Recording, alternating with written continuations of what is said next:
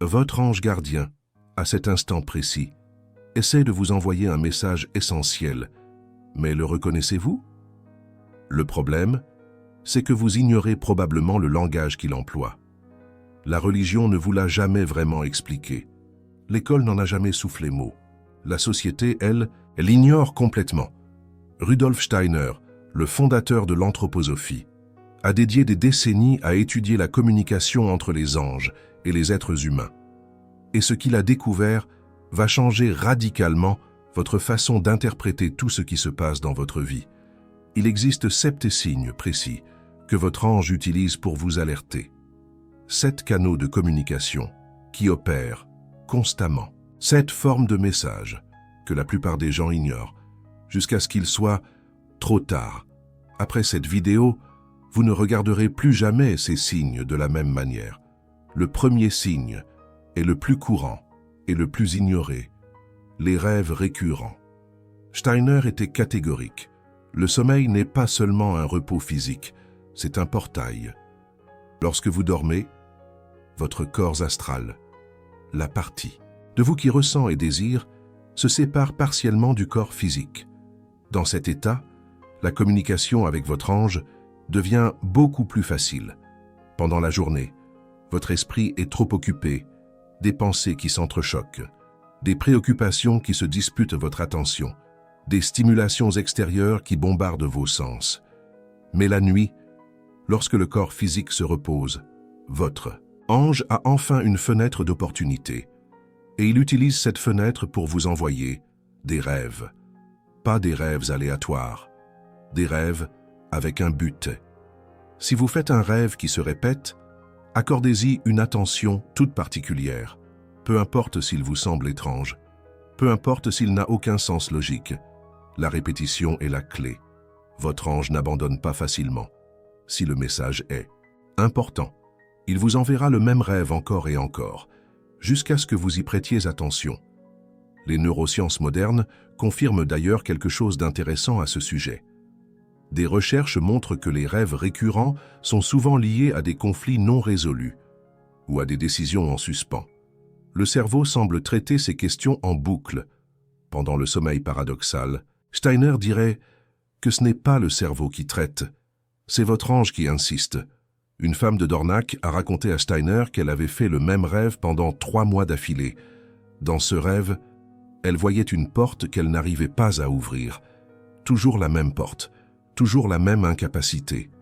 Steiner lui a demandé « Y a-t-il quelque chose dans votre vie que vous savez que vous devriez faire, mais que vous continuez à remettre à plus tard ?» Elle a admis qu'il y avait une conversation difficile qu'elle devait avoir avec un membre de sa famille. Une réconciliation qu'elle repoussait par peur. Le rêve a cessé. Le lendemain de cette conversation, la porte était le message. La répétition était l'urgence.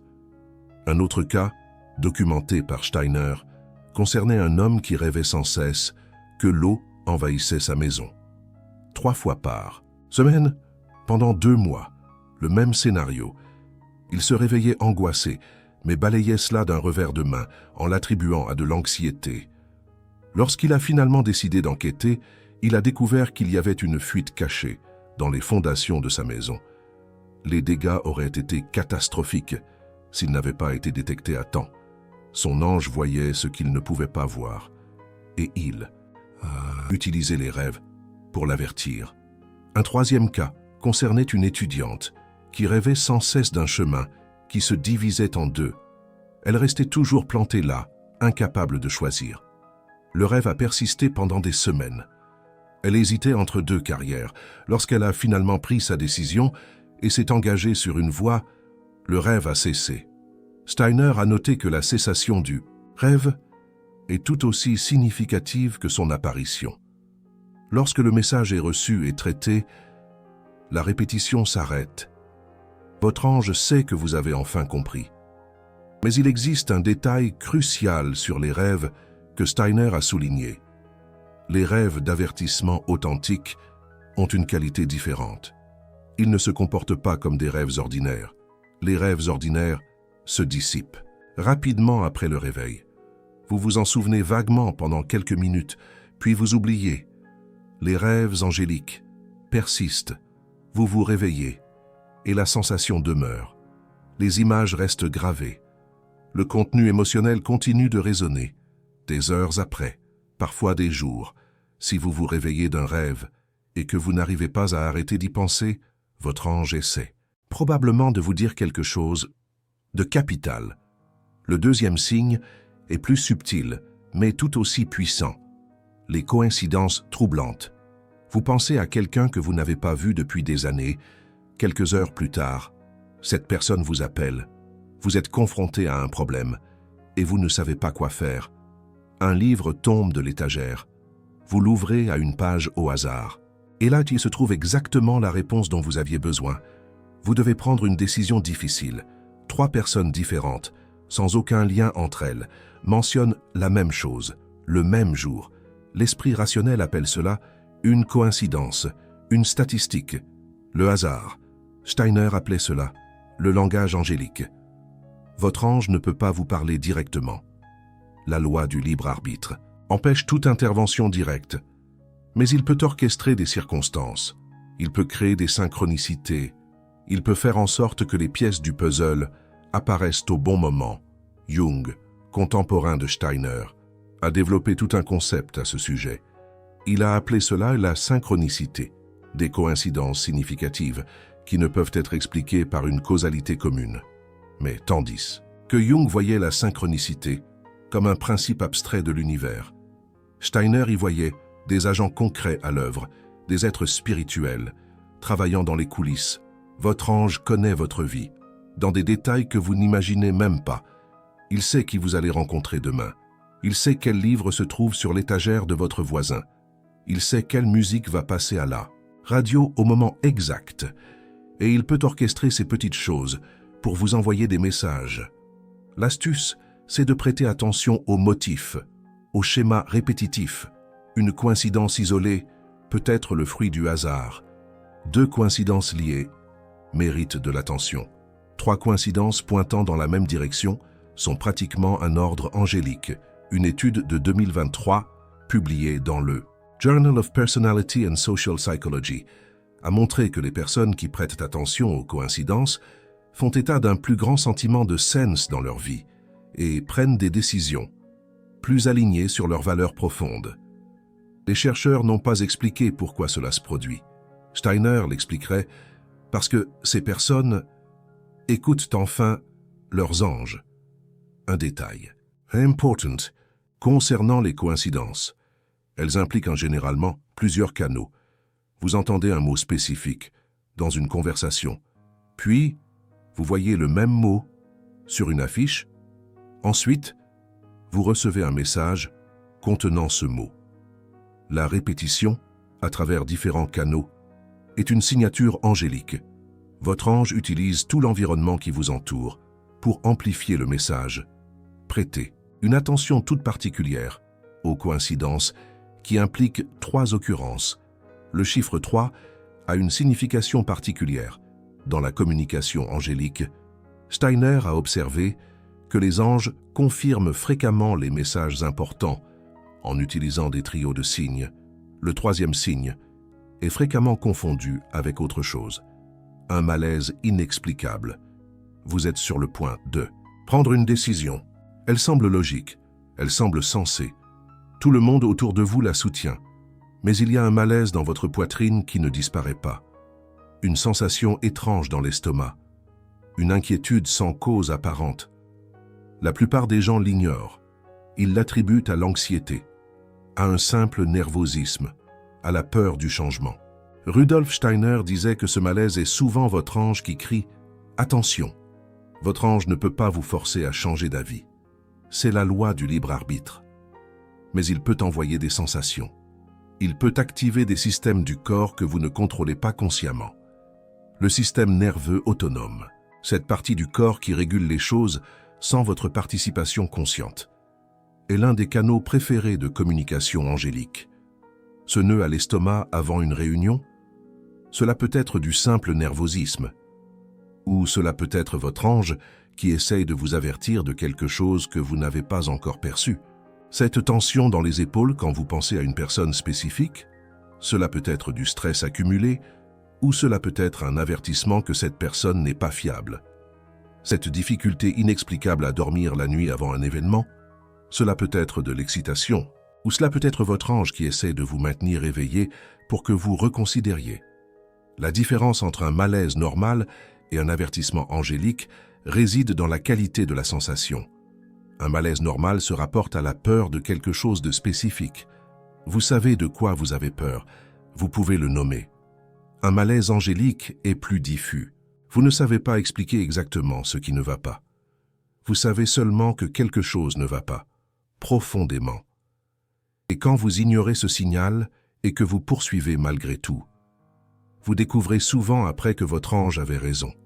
Combien de fois avez-vous déjà dit « Je savais que j'aurais dû écouter mon intuition ». Rudolf Steiner dirait « Vous auriez dû écouter votre ange ». Le quatrième signe est plus rare, mais quand il apparaît, il est impossible de l'ignorer. Des blocages apparemment inexplicables. Vous voulez très fort quelque chose. Vous faites tout correctement. Vous vous efforcez, mais cela ne fonctionne pas. Les portes se ferment. Les opportunités disparaissent. Des obstacles surgissent de nulle part. L'esprit rationnel attribue cela à la malchance, à un mauvais timing, à des circonstances adverses. Rudolf Steiner voyait cela différemment. Parfois, votre ange a besoin de vous empêcher d'aller dans une direction. Et comme il ne peut pas simplement vous arrêter, il doit créer des obstacles. Ce n'est pas une punition. C'est une protection. Cet emploi que vous vouliez tant et que vous n'avez pas obtenu, peut-être que votre ange savait quelque chose sur cette entreprise que vous ne saviez pas. Cette relation qui n'a pas fonctionné malgré tous vos efforts, peut-être que votre ange vous protégeait de quelque chose que vous ne découvririez que des années plus tard. Ce projet qui a échoué mystérieusement, peut-être que votre ange vous redirigeait vers quelque chose de meilleur. Et bien sûr, tout échec n'est pas une intervention angélique. Parfois, un échec est simplement un échec, résultat de mauvais choix ou de circonstances défavorables. Mais quand des blocages apparaissent répétitivement dans une même direction, quand il semble que l'univers entier conspire contre un objectif spécifique, il vaut la peine de considérer, est-ce que mon ange essaie de me dire quelque chose? Une façon de distinguer est d'observer ce qui se passe quand vous abandonnez. Si vous abandonnez ce chemin et que immédiatement des portes commencent à s'ouvrir dans une autre direction, votre ange vous guidait probablement. Si vous abandonnez et que rien ne change, peut-être que c'était juste de la malchance. Le cinquième signe est subtil, mais extrêmement commun. Des pensées intrusives positives. Vous êtes occupé à faire quelque chose. Soudain, une pensée surgit de nulle part. Appelle ta mère. Va rendre visite à cet ami. Vérifie quelque chose de spécifique. Ce n'est pas une pensée logique. Elle ne surgit pas d'une chaîne de raisonnement. Elle apparaît simplement, comme si quelqu'un l'avait placée dans votre tête. La psychologie appelle cela une pensée intrusive, normalement associée à des pensées négatives ou obsessionnelles. Mais Rudolf Steiner a identifié une catégorie différente. Des pensées intrusives qui portent une orientation, une direction. Ces pensées ont des caractéristiques spécifiques. Premièrement, elles sont inattendues. Vous ne pensiez pas à cela. La pensée surgit simplement. Deuxièmement, elles sont spécifiques.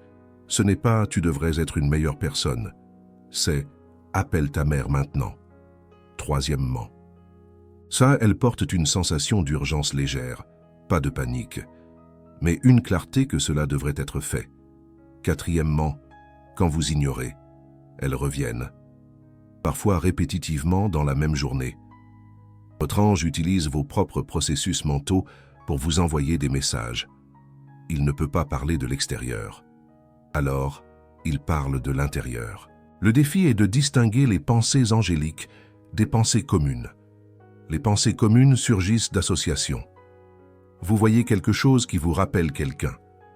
La pensée a du sens dans le contexte. Les pensées angéliques surgissent de nulle part, sans déclencheur apparent, sans connexion logique avec ce que vous faisiez ou pensiez. Et quand vous suivez ces pensées, vous découvrez fréquemment qu'il y avait une raison, Vous appelez votre mère et vous découvrez qu'elle avait besoin d'aide à ce moment exact. Vous visitez l'ami et il traversait quelque chose de difficile et avait besoin de compagnie. Vous vérifiez quelque chose et vous découvrez un problème qui serait devenu beaucoup plus grave si vous aviez attendu. Ce n'est pas une coïncidence, c'est une coordination. Votre ange a vu quelque chose que vous ne pouviez pas voir et a utilisé le seul canal disponible, vos propres pensées, pour vous diriger. Le 6e signe est peut-être le plus mystérieux, des sensations de présence. Vous êtes seul dans une pièce, soudain. Vous sentez que vous ne l'êtes pas. Il n'y a personne de visible, aucun son. Mais la sensation est inéquivoque. Quelqu'un est là. La plupart des gens écartent cela comme de l'imagination, un tour de l'esprit, une paranoïa légère. Rudolf Steiner disait que c'est fréquemment une perception réelle. Votre corps physique a des limitations. Vos yeux ne voient qu'une bande étroite du spectre électromagnétique. Vos oreilles ne captent que certaines fréquences. Votre toucher n'enregistre que certaines textures. Mais vous avez d'autres corps.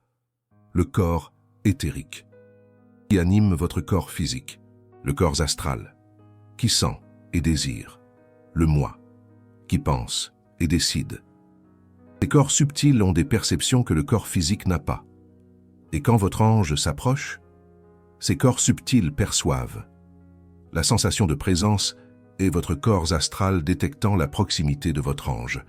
Cela arrive plus fréquemment dans des moments spécifiques, quand vous êtes en danger, même si vous ne le percevez pas consciemment, quand vous êtes sur le point de prendre une décision importante, quand vous êtes émotionnellement vulnérable et que vous avez besoin de soutien, quand vous êtes dans des états altérés de conscience, méditation, prière profonde, moment avant de dormir.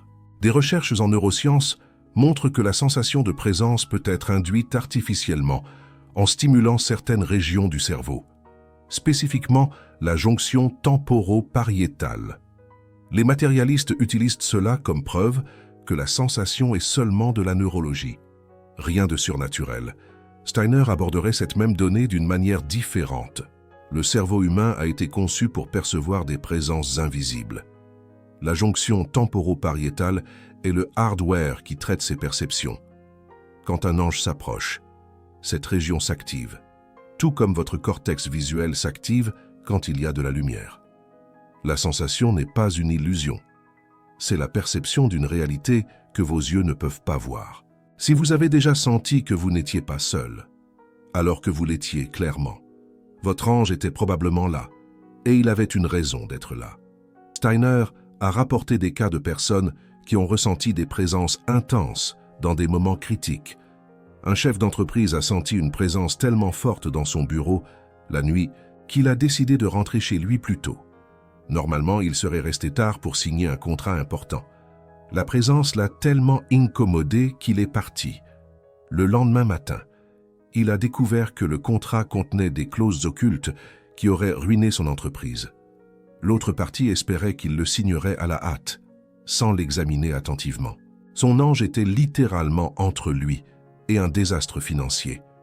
Un autre cas impliquait une mère qui s'est réveillée à 3 heures du matin avec une sensation intense qu'elle devait vérifier son fils. Il n'y avait aucune raison logique. Le fils était en bonne santé, dormant dans la chambre à côté. Mais la sensation était tellement forte qu'elle est allée vérifier. Elle a trouvé l'enfant avec une forte fièvre qui était montée silencieusement pendant la nuit. Quelques minutes plus tard, la fièvre a causé une convulsion. Si elle n'y était pas allée à ce moment exact, les conséquences auraient pu être tragiques. La présence qui l'a réveillée était son ange.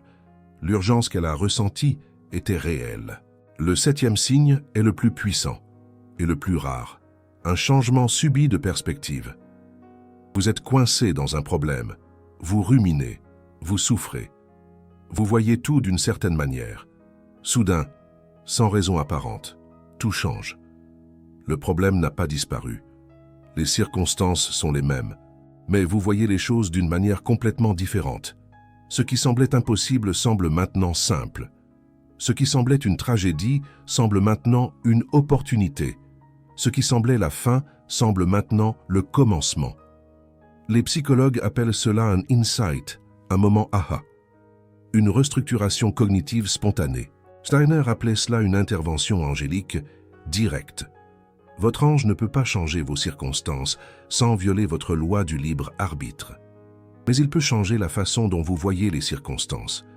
Il le fait en travaillant directement sur votre corps astral, la partie de vous qui traite les émotions et les perceptions. Il ajuste quelque chose de subtil, change un filtre, nettoie une distorsion, et soudain vous voyez ce qui a toujours été là, mais que vous étiez aveugle pour voir. Ces moments sont des cadeaux de votre ange. Ce ne sont pas vos réalisations. Ce sont interventions. Et ils se produisent généralement à des moments spécifiques, quand vous arrêtez finalement de lutter, quand vous acceptez que vous ne pouvez pas résoudre le problème seul, quand vous, consciemment ou inconsciemment, demandez de l'aide. Steiner était très clair à ce sujet. La demande ouvre la porte. Votre ange est toujours prêt à aider, mais il a besoin de permission. La loi du libre arbitre exige que vous, d'une manière ou d'une autre, ouvriez l'espace à l'intervention. Cela n'a pas besoin d'être une prière formelle. Cela peut être un soupir d'abandon, un moment d'humilité, une reconnaissance silencieuse que vous avez besoin d'aide. Et quand vous faites cela, votre ange agite et le changement de perspective se produit. Steiner a raconté l'histoire d'un artiste qui luttait contre un blocage créatif depuis des mois. Rien ne fonctionnait. Plus il essayait, pire c'était. Il était au bord du désespoir. Une nuit, épuisé, il a abandonné. Pas abandonné l'idée d'être un artiste, abandonné l'idée de se battre. Il s'est dit mentalement, je ne peux pas faire ça tout seul. Le lendemain matin, il s'est réveillé avec une clarté cristalline concernant son prochain projet. Les idées fluaient. Le blocage avait complètement disparu. Qu'est-ce qui a changé? Pas ses circonstances, sa perspective. Son ange a finalement eu la permission d'ajuster quelque chose à l'intérieur de lui. Steiner a souligné que ces moments de insight ne sont pas aléatoires. Ils suivent un schéma, le schéma de l'abandon et de la réceptivité.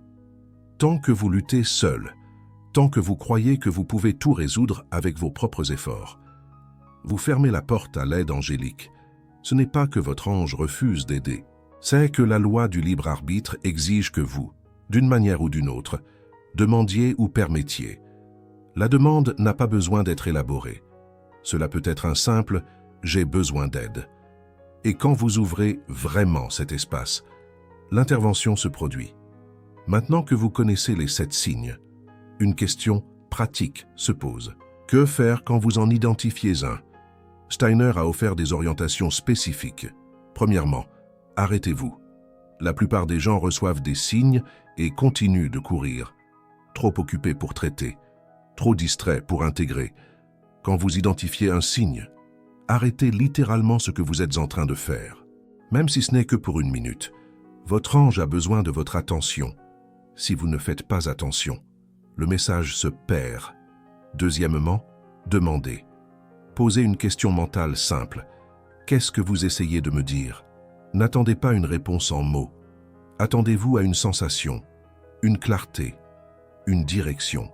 La réponse peut venir immédiatement, ou elle peut venir plus tard, dans un autre rêve, une autre coïncidence, un autre moment d'insight. Troisièmement, enregistrez. Notez le signe, date, heure, circonstance, sensation, avec le temps. Des modèles émergents. Vous commencez à reconnaître le langage spécifique que votre ange utilise avec vous. Parce que chaque ange a un style de communication. Et chaque personne a des canaux plus réceptifs que d'autres. Certains reçoivent plus à travers les rêves, d'autres à travers les coïncidences, d'autres à travers les sensations physiques. Quand vous enregistrez, vous apprenez votre propre langage angélique. Quatrièmement, agissez. Si le message comprend une direction claire, suivez-la, pas demain, pas quand ce sera pratique, maintenant. Les messages angéliques ont souvent un timing. Votre ange voit des choses que vous ne voyez pas. Il sait que certaines fenêtres se ferment. Il sait que certaines opportunités expirent. Quand il envoie un message urgent, l'urgence est réelle. Agir immédiatement ne signifie pas agir impulsivement. Cela signifie ne pas procrastiner. Cela signifie faire suffisamment confiance pour faire le premier pas. Cinquièmement, remercier. La gratitude renforce la connexion. Quand vous reconnaissez le travail de votre ange, quand vous remerciez pour l'orientation, vous signalez que vous êtes réceptif. Et cela facilite la prochaine communication. Maintenant, il y a quelque chose d'important que Steiner a souligné. Tous les signes ne viennent pas de votre ange. Il existe d'autres êtres spirituels. Tous n'ont pas vos meilleures intentions en tête. Steiner a beaucoup parlé de Lucifer et Ahriman, deux forces qui travaillent pour dévier l'humanité. Et ils peuvent également envoyer des signes. Comment distinguer? Les signes angéliques authentiques ont certaines caractéristiques. Ils vous dirigent vers la croissance, pas vers la fuite. Ils renforcent votre responsabilité, pas ils la diminuent. Ils demandent une action alignée sur vos valeurs les plus profondes, pas sur vos impulsions superficielles. Ils apportent de la clarté, pas de la confusion. Ils amplifient votre compassion, pas votre jugement. Si un signal vous fait vous sentir supérieur aux autres, ce n'est pas de votre ange, c'est probablement de Lucifer, qui alimente l'orgueil spirituel. Si un signal vous paralyse de peur, vous fait douter de toute dimension spirituelle, vous enferme dans le cynisme, ce n'est pas de votre ange, c'est probablement d'Ahriman, qui alimente le matérialisme. Votre ange travaille dans l'équilibre. Il vous tire gentiment en direction de votre but le plus élevé, pas avec la peur, pas avec l'inflation de l'ego, avec une clarté tranquille. Et il existe un autre test puissant. Les signes angéliques genuins se confirment. Si vous recevez un signal et que vous n'êtes pas certain de la source, demandez une confirmation, mentalement. Simplement, demandez. Si cela est genuin, envoyez-moi un autre signal. Votre ange comprendra la demande. Et si le message est important, il confirmera. La confirmation peut venir de n'importe quelle façon. Un autre rêve, une autre coïncidence, une autre sensation de présence. Mais elle viendra, si rien ne vient. Peut-être que le signal original n'était pas de lui. Cela ne signifie pas la paranoïa avec chaque signal. Cela signifie le discernement. Cela signifie la maturité spirituelle. Maintenant, il existe une question plus profonde que Rudolf Steiner a abordée. Pourquoi les anges utilisent-ils des signaux au lieu de simplement parler directement? La réponse a à voir avec la nature de l'évolution humaine. Nous sommes dans un moment spécifique de l'histoire cosmique, un moment où l'humanité doit développer sa liberté individuelle. Si les anges parlaient directement, s'ils donnaient des ordres clairs et univoques, la liberté serait compromise. Nous deviendrions dépendants, exécuteurs d'instructions divines, pas créateurs autonomes. Les signaux existent pour préserver votre liberté tout en offrant une orientation.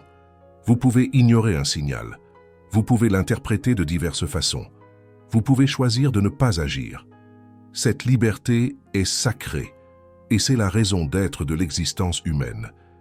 Mais avec la liberté vient la responsabilité. La responsabilité de prêter attention, de développer le discernement, d'apprendre le langage angélique. Votre ange ne va pas vous forcer à écouter. Il va continuer à envoyer des signaux, patiemment, persistantement, jusqu'à ce que vous décidiez finalement de prêter attention. Le choix d'écouter est le vôtre. Steiner a aussi parlé de quelque chose que beaucoup de personnes ne savent pas. La fréquence des signaux varie. À certains moments de votre vie, votre ange envoie des signaux constamment, quasiment quotidiennement, parfois plusieurs fois par jour. À d'autres moments, les signaux diminuent. Des semaines passent sans rien d'apparent. Cela ne signifie pas que votre ange vous a abandonné. Cela signifie que vous êtes dans des phases différentes. Quand vous êtes à des carrefours, affrontant de grandes décisions, traversant des crises, les signaux augmentent. Votre ange travaille des heures supplémentaires. Quand vous êtes sur des chemins stables, quand les grandes décisions ont déjà été prises, les signaux diminuent, non pas parce que vous avez moins besoin d'orientation, mais parce que vous êtes exactement là où vous devriez être. L'absence de signaux peut être le plus grand signal de tous. Tout va bien. Continuez. Il existe aussi une progression dans le type de signal. Steiner a observé que le voyage spirituel commence avec des signaux externes, coïncidences, événements du monde physique. messages à travers d'autres personnes. Avec le temps, à mesure que la perception spirituelle se développe, les signaux se font plus internes, intuition directe, sensations subtiles, intuition spontanée, et éventuellement, pour ceux qui développent pleinement la perception spirituelle, la communication avec l'ange se fait consciente et directe. Rudolf Steiner décrivait 3 étapes de perception supérieure: l'imagination, l'inspiration et l'intuition. Dans l'imagination, vous voyez des images du monde spirituel. Votre ange peut apparaître dans des visions internes. Dans l'inspiration, vous entendez le monde spirituel, pas des voix littérales, mais une compréhension directe de la signification. Dans l'intuition véritable, vous fusionnez temporairement avec des êtres spirituels. Vous connaissez votre ange de l'intérieur. Vous expérimentez directement sa nature. Peu atteignent ces étapes complètement. Mais le chemin est ouvert pour tous, et tandis que vous êtes encore sur le chemin, les 7 signes sont votre langage. Je vais résumer pour que vous puissiez vous souvenir. Premier signe, rêve récurrent. Prêtez attention aux rêves qui reviennent. La répétition indique une urgence. Deuxième signe, coïncidence troublante. Quand l'univers semble conspirer pour vous montrer quelque chose, il le fait. Troisième signe, malaise inexplicable. Cette sensation étrange que vous ne parvenez pas à nommer peut être votre ange qui crie « Arrête !» Quatrième signe, blocage apparemment inexplicable. Quand toutes les portes se ferment dans une direction, peut-être que votre ange est en train de vous rediriger. Cinquième signe, pensées intrusives positives. Cette urgence soudaine de faire quelque chose de spécifique peut être une orientation directe. Sixième signe, sensation de présence. Quand vous sentez que vous n'êtes pas seul, peut-être que vous ne l'êtes pas. Septième signe, changement soudain de perspective. Ce moment où tout d'un coup fait sens peut être une intervention angélique directe. 7 canaux de communication. 7 façons pour votre ange de vous avertir. Et maintenant, vous savez les reconnaître. La question maintenant est, qu'allez-vous faire avec cette connaissance? Vous pouvez continuer à ignorer les signaux. Beaucoup de personnes font cela toute leur vie. Ce n'est pas un crime. Ce n'est pas un péché. C'est juste un choix. Mais vous pouvez aussi commencer à prêter attention. Vous pouvez commencer à enregistrer. Vous pouvez commencer à demander, à agir, à remercier. Vous pouvez commencer à développer une relation consciente avec votre ange gardien. Pas une relation de dépendance infantile, où vous lui demandez de résoudre vos problèmes. Une relation de partenariat mature, où vous reconnaissez que vous avez un allié spirituel qui travaille avec vous, pas pour vous. Votre ange ne va pas vivre votre vie. Vous devez vivre vos choix, vos conséquences, vos leçons. Mais vous n'avez pas besoin de naviguer seul. Il y a une orientation disponible. Il y a des signaux qui sont envoyés constamment. La seule chose nécessaire est votre attention. Et si vous regardez cette vidéo jusqu'ici, probablement que cela en soi est un signal. Pourquoi cette vidéo est-elle apparue pour vous juste maintenant? Pourquoi ce sujet a-t-il attiré votre attention parmi des milliers d'options? Coïncidence? Vous savez déjà ce que Rudolf Steiner dirait. Votre ange est probablement en train d'essayer de vous dire quelque chose. Quelque chose sur le fait de prêter plus d'attention. Quelque chose sur le fait de développer cette connexion. Quelque chose sur le fait de faire plus confiance à l'orientation qui est déjà disponible. Et il a utilisé cette vidéo comme l'un des signaux. La question maintenant est simple. Allez-vous écouter? Allez-vous commencer à prêter attention aux rêves qui se répètent, aux coïncidences qui s'accumulent, aux malaises que vous ne parvenez pas à expliquer? Allez-vous commencer à enregistrer, demander, agir, remercier? Allez-vous développer le langage que votre ange utilise spécifiquement avec vous? Le choix est le vôtre. Il l'a toujours été. Il en sera toujours ainsi. Votre ange gardien respecte beaucoup trop votre liberté pour forcer quoi que ce soit. Il n'interférera jamais avec votre libre arbitre. Mais il est là. Il attend, patiemment, persistamment, avec des signes prêts à être envoyés au moment précis où vous déciderez de prêter attention. Rudolf Steiner l'a longuement expliqué dans ses écrits sur la communication avec le monde spirituel. Ce n'est pas une question de hasard, mais de préparation et d'ouverture d'esprit. La porte est ouverte. Une porte vers une compréhension plus profonde de votre existence. Une porte vers la guidance. Entrez-vous? Serez-vous assez audacieux pour franchir ce seuil et découvrir ce qui se cache derrière? C'est à vous de choisir, et votre ange gardien respectera toujours votre décision. Mais sachez qu'il est là, à vos côtés, prêt à vous accompagner sur le chemin que vous choisirez.